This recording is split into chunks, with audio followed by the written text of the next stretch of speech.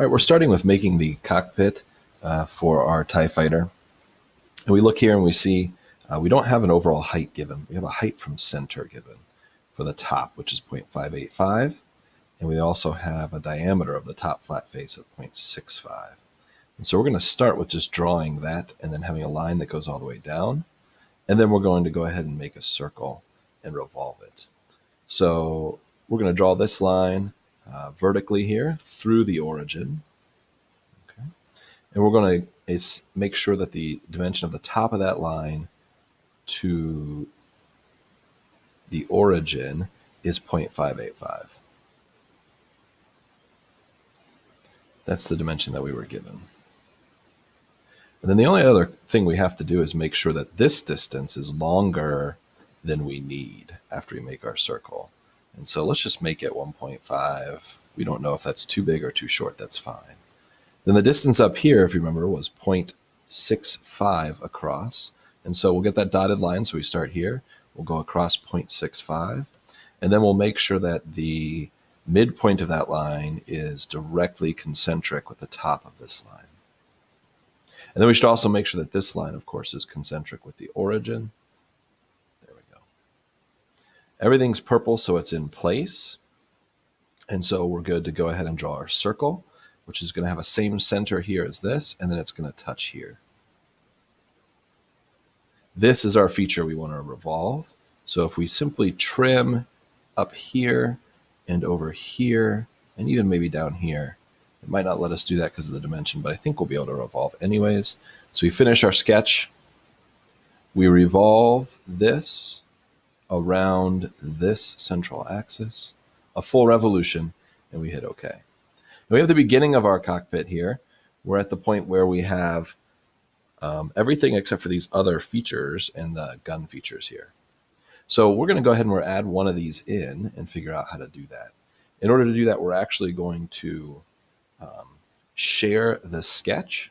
And if you notice, this has a diameter of 0.7 inches. And there's 3 of these on the right, left, and back.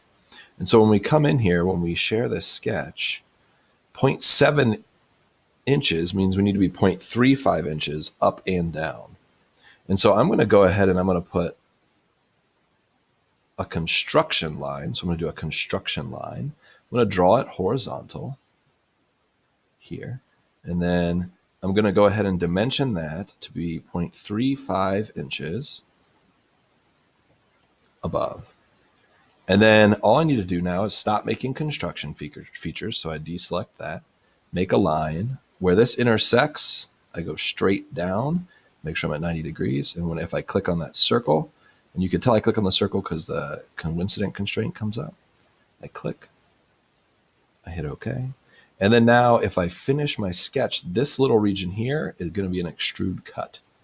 And so it's kind of in the front. You can't see it here. But if I do extrude and I need to share the sketch. I almost forgot to share the sketch. So then if I do an extrude, I should be able to choose this sliver. I should do an extrude cut. And I want to go all. I want to cut both directions. And I want to cut all. So again, I did a cut, all, both directions. I hit OK. And now I have that feature good. I'm going to turn off the visibility of that shared sketch. And then now what I want to do is I want to take that feature there, and I want to go ahead and do a circular pattern of that feature. So I'm going to do a circular pattern of that cut around the axis in the origin folder. It's the y-axis, and so I'll choose my y-axis. And then if I only do it 3 times, and it looks like I need to go the other direction, and then I hit OK. Oh, 3 times over 180 degrees, I think is what we want to do. There it is. And I hit OK. And then that cut occurs in the front, back, and right sides. When we come back, we'll show you the rest of the features.